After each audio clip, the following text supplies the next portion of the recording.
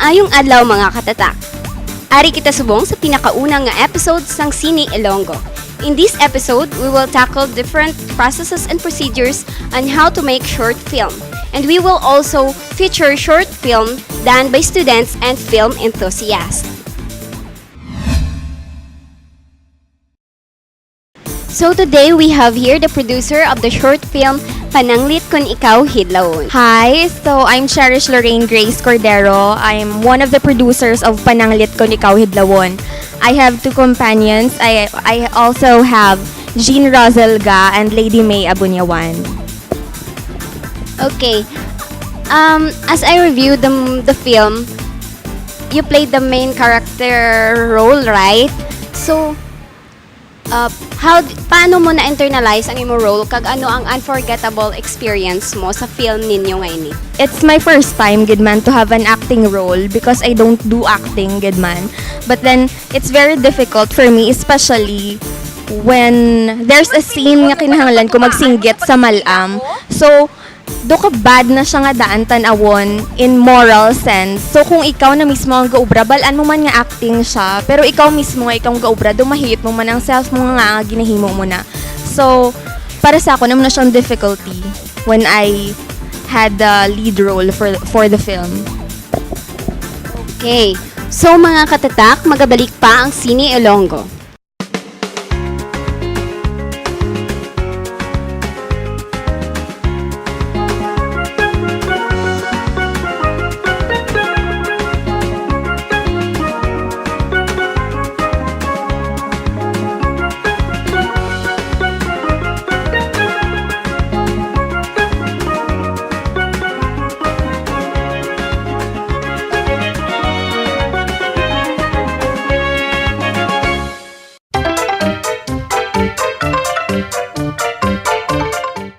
And now we're back here at Sine Ilonggo.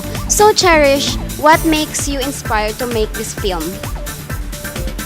It's very inspiring, good man, to make short film because it is introduced in our subject, film art. So, we are inspired to make a short film nga, though different, siya bala sa common nga love story, nga mga kind sang short film. So, we decided to evolve our story into family. What are the processes involved in making this film? First, kami sa mga upod ko nga nag-ubra sining short film, nag-brainstorm kami anay for us to be able to create a plot, a story nga understandable. Kag syempre ka-connect gid man ang story para wala siyang confusion nga matabo sa mga viewers sang short film. Kag syempre gin-pass ina siya sa my professor for further validation kag for screening kung makapasar ang short film nga amon nga gina-propose. Ano ang inspirasyon mo in making the story of the film? It's not my inspiration alone, no? Kasi syempre tatlo man lang kami ang nag-inspire sa amon. Actually, gin-combine siya namon ang tatlo because ang akon nga upod nga isa nga si Jean Roselga, taga Guimaras ni siya. So, ang common nga do pangabuyan sa mga tao dito ang mga manugtuba bala dito ayon sa Guimaras. So, dito na lang kami based sa dira nga setting, dira na lang kami ubra sang plot, sang story nga maka-evolve sa amo nga klasika setting. Okay. So, ano ang except sa mga patubaan kag sa mga taga Guimaras Abi ang sa Guimaras Abi ang setting, ano ang mas unique sa inyo istorya? Well, ang unique para sa ako ang unique nga aspect sa amon story is that nga first, syempre wala siya ga-evolve into love story kay for us though madu-away naman kami bisa mga love team to create short film nga makaintay sa mga viewers nga magtanaw. Kag second, gusto man namon nga maglain, so hindi siya happy ending. So amo na ang i-watch out sa amon nga film kay I mean happy man siya pero syempre may mga tragic gid yang mga parts. So amo na kay daw ang main character ma-realize siya or ma-learn siya sang lessons in a tragic way. Doon mo na siyang sa amon nga story. May kalabanan nga daan subong do mostly love story. So para maiba naman, so ginobrahan nyo sang lain siya. So amo nang mas unique nga parts sang inyo film. So in casting sa pangita nyo sang mga actress kag actors, paano nyo ginobra o ginpangita sila? Nagpa-audition kamo or kamo nagid lang mismo nag-isip nga ako na lang maobra kay it's because nga madako pagid ang production cost do something amo na.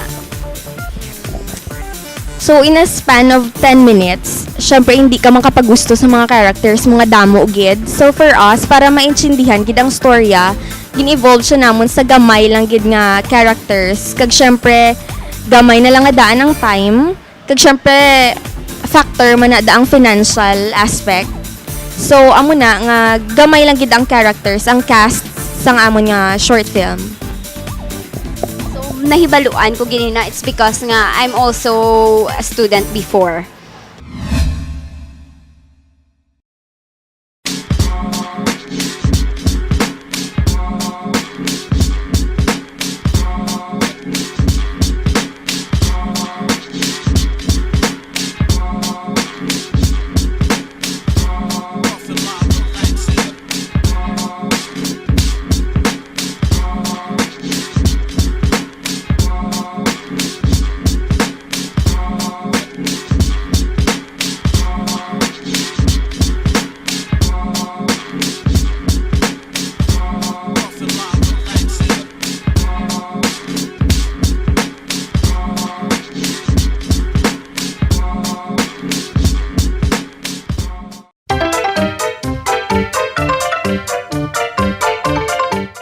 In the production stage naman niya, Che, ano ang mga difficulties nga na-encounter nyo during that sa production stage? Sa production stage, siguro ang difficulty is ang sa may cast namon nga isa. Kaya syempre kay tigulang, nagid siya bala, ang nag-play sang amon Lolo Pedro nga role. Tungod nga tigulang na siya, hindi mo siya ma-cue dayon nga, start na ta, daw mo na, or take tabiliwat, daw mo na. Kaya syempre, hindi na siya mayugid kabate. So, kamo man mismo, kamo ma-adapt sang situation, i-cut nyo lang sa scenes nga daw nag-okay siya, kagliwaton nyo lang ang scenes nga daw medyo kulang or may sala. Pero hindi nyo gid siya mapaliwat as a whole, kay syempre, malam na siya nga daan, i-understand taman ang iya nga step. So, sa production stage, paano nyo ni siya na-handle or na-manage ang ining nga problema nga about sa kay Lolo Pedro nga role? Para ma-handle namon, dugin look forward na namon nga base maka-encounter gid man kami sa nga mga problem, kay syempre sa casting pa lang sa pagpanumdum namon, ma-involve kami sa character nga malam na gid siya katama. So syempre magka-problema gid kami na mag-take kami or mag-filming. So, ahead of time, gin-inform na siya nga daan namon kung ano magkalatabo. Kag syempre, short lines lang gid ang ihambalya para madali iya madumduman, kag dali iya mahambal. Kag dayon, may family member siya nga ara para siya mismo ang makommand sa amon nga character nga si Lolo Pedro. Kay syempre sila na nga daan may relationship nga as a family. So, maintindihan na gid sila dam. So, how about sa post-production stage? Sino nag-edit? Walang amon editor, si Miss Erica Amarilla. So, she's a very good editor, no? Kay kapila naman kami na magpa-edit sa iya. So far, wala man kami problem into editing. Kaya mga shots daw, okay naman siya nga daan. So, cut na lang gid siya. Do transition na lang gid ang gin-add. Okay. So, how about sa post-production? So far na-mention mo nga wala gawa problema. Pero there are times nga sa mga rendering or may ara kis ang clips nga do hindi man nami ang audio. Ano ning gipang-obra nyo? Walang sa amon. Sa production pa lang nga daan, gin situate na namon nga ma-eliminate na namon nga daan ang amo nga mga problems para kung mag post-editing na, wala na kami sang damo gid lang nga problems nga ma-encounter. So, tungod sina, do wala naman gid sang problem sa post-editing. Siguro may ara man nga ginpang adjust nga audio kag sa brightness siguro sa may video. Pero so far daw wala magid sang daw grabe gid nga difficulty nga daw na encounter namon sa post-editing.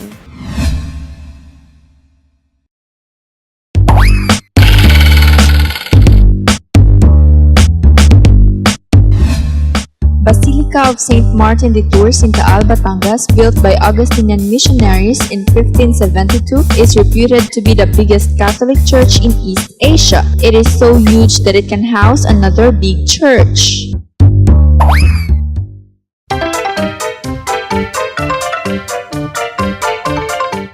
So overall, pila ang mga nagasto nyo sang ginobra nyo ang film nyo nga ni? Well, sa mga nagasto, kay short length lang gid man na siya, 10 minutes. So, sa amon, ang nagasto namon siguro mga 3,000 kay transportation, kay syempre nagtabok pa kami sa Guimaras, kay nagstay pa kami dito do mga 3 days for us to shoot sa mga scenes nga kinahanglan sa amon nga short film. So, mga 3,000 gid ang amon nga nagasto for the short film. Bali, dira sa production cost nyo, do may ginbayad ka mo sa inyo talent? Ang sa talent namon, ng verbally, do may agreement naman, kag hindi sila magbaton sang cash or pero gin-try man namon nga maghatag sang mga simple things nga as thing magpasalamat sa ila sa pagbulig nila sa amon nga short film. Kaya intindihan Manila nga kami mismo mga estudyante, wala pa man kami nagasweldo. So, sila nagkakaintindihan Manila ang amon yung sitwasyon, amo nga wala sila nagpangayo sang bayad sang ilang nga pagbulig sa amon nga short film. So ano ang what are the moral values and lessons sang inyo nga short film? So, ang mga moral values nga ma-learn sa amon nga short film. So, first of all, gid dito, no, ma-realize nga kinahanglan naton nga maghatag important, significance sa mga people around us, especially our family, friends, kag syempre ang tanan pa nga mga important nga mga people in our lives. Samtang ara pa sila, kinahanglan naton ipakita nga palangga ta sila, ga-care kita sa ila, kaysa nga ulihin na bala ang tanan nga hindi ta na mahatag sa ila ang pagpalangga, ang care nga tani nahatag ta sa ila kung ara pa sila. So, dapat kinahanglan tagid nga maging considerate sa mga people nga nagapalangga sa aton, kung naga-care sa aton. Okay, lastly, what is your advice to all aspiring Ilonggo filmmakers? Being a filmmaker, kung sundon tagid man no ang mga procedures, syempre aran as a course nga mabudlay gid man magubra sang short film, especially kung kinahanglan mo sang kung magubra ka sang short film, hindi lang nga magubra ka lang gid nga short film, may short film ka na kinahanglan ng short film mo do may gist, do may yes, may lessons nga ma-learn, may historical, cultural relations, may moral lessons nga ma-learn ang mga tao, kag syempre wala siya sa mga violence or bad nga mga involvements dira sa short film. Kasi syempre ang mga viewers wala kakabalo, may mga bata, may mga tigulang. So kinahanglan i-try mo man nga ang imo nga short film do clean siya bala nga for learning. For learning do for learning siya sa maka-learn gid ang mga viewers nga magatanaw sa imo nga short film. So madamo gid nga salamat Cherish sa pagbaton sa amon imbitasyon diri sa Cine Ilonggo. Okay, mga katatak, let's all watch the short film Pananglit Kon Ikaw Hidlawon.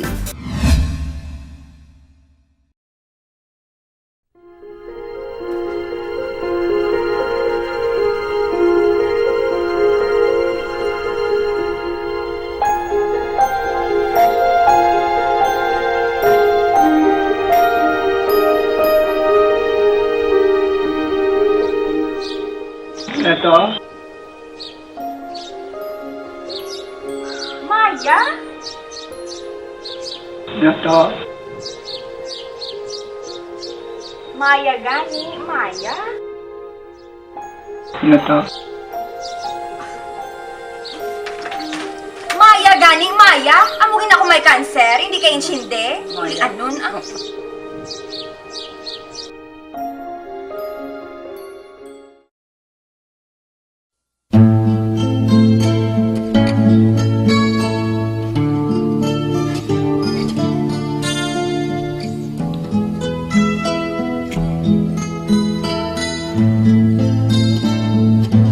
Dandan so'y bayaan na ikaw pauli ako sa payaw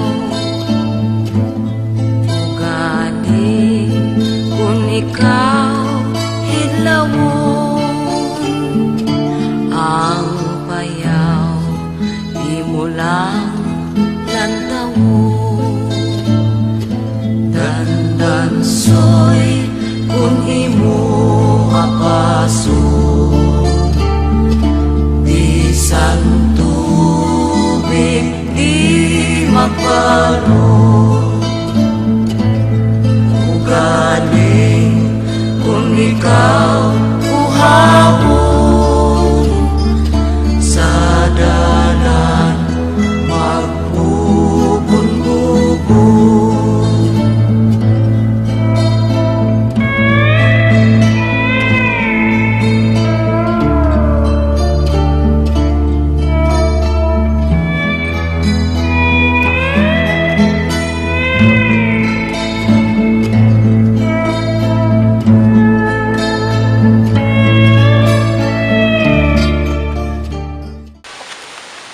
Lo, sa Iloilo ko gali mas pila ko lehiyo. Ngunit ako gasto dito, pwede din nilang isang baras. Hindi kuya! Kung diri mo malang ko pa eskwela ko, hindi na lang ko mag-eskwela. Ni, kagasto gid sina. Ti mapilitan ni kita baligya atong patubaan. Ti paano na lang mo nagtuba? Di mas pilion mo pa ng patubaan mo sa pag-eskwela ko?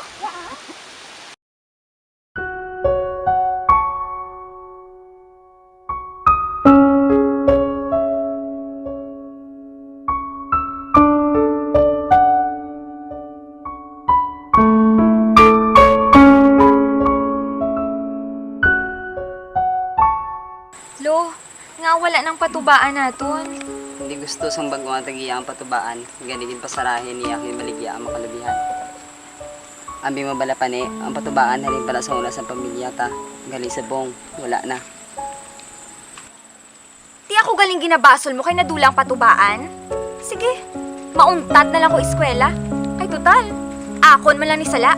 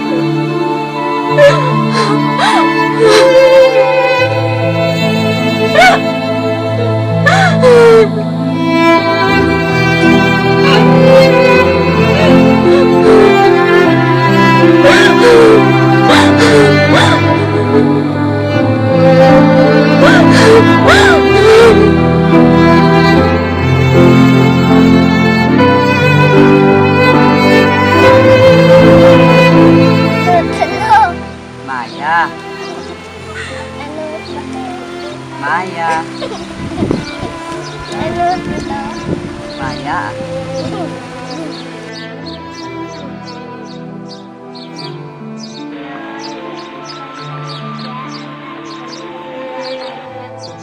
Oo pananglit ko ikaw dawon, lantawal ng patubaan ako.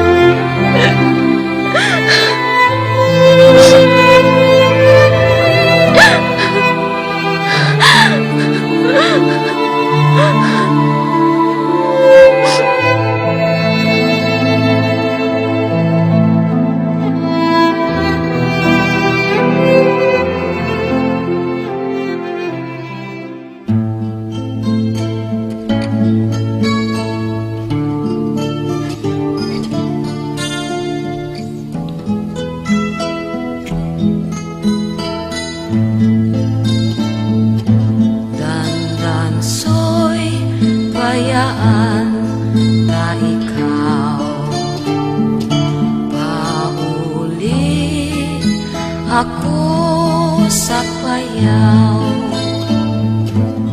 Ugaling kung ikaw hilawon ang payaw, di mo lang lantawon. Dandansoy kung imo apaso, bisan tubig di magparo.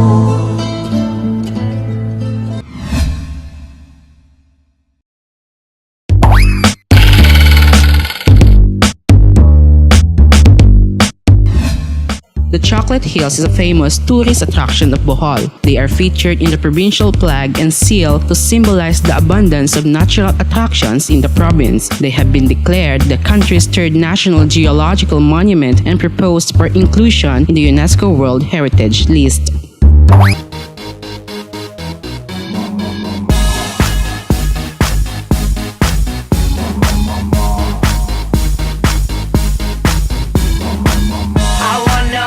Like they do in Texas, please. Fold them, let them hit me, raise it, baby, stay with me. I love it. Love game, intuition, play the cards with spades to start. And after he's been hooked, I'll play the one that's on his heart.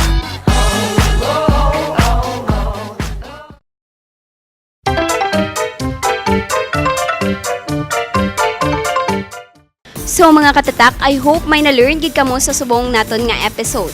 If you want your film or short films to be featured in our show, feel free to contact us or just like our Facebook page, Tatak Ilonggo Channel 41, or follow us on Twitter, Tatak Ilonggo 41, and you may email us at tatakilongoproductions@gmail.com.